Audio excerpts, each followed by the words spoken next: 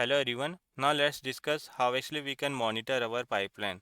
Most of the time what happens, we schedule our pipeline and the pipeline may fail or pipeline may succeed. So you have to monitor those pipeline also, right? So what are the different ways through which we can monitor? Let's try to discuss. So suppose I am in this particular pipeline 1. Now if you go to the home tab, you will see one option, view run history. You will see the same option available in the run tab also, view run history. If you click here, you can see the status, it is succeed, it has run on this particular time. So this is the first way through which you can monitor it. Now the second way is like in the left side you can see you have one option, monitors. If you click on the monitor, right, from here you can monitor all your pipelines. So you can see couple of pipeline which was succeed, couple of pipeline which was failed, means all the things you can monitor from here. Now here you can see we are not only seeing the pipeline but also we are seeing the other item also. You can see the lake house things also is coming. So how actually you can make sure you will see only the pipeline things, because we want to monitor only the pipeline as of now, right? So what actually you can do, go to the filter, go to the item. From here you can select the data pipeline. Once you select the data pipeline, you will see only the data pipeline related stuff.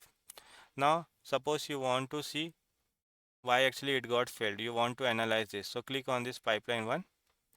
Once you click on the pipeline 1, you will be able to see the failure message. From here you can see all the failure details. So like that actually we can monitor it.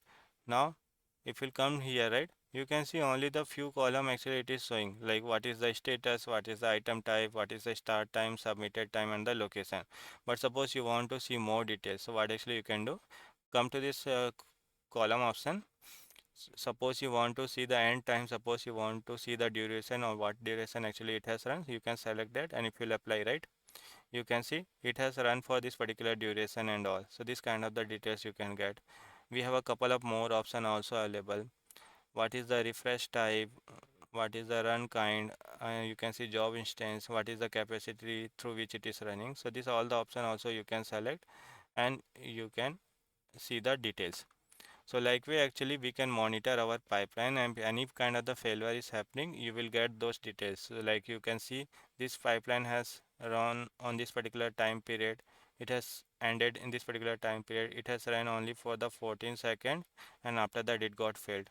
Now to know the what is the issue, you can click on the view detail. You will see the details why actually it got failed, and also if you click on the pipeline, right, from there you can go directly there and you can see the error details and all. So there are, so like this actually we can monitor it. It is very much important for data engineer to monitor their pipeline. So I hope you got the idea how to monitor the pipeline.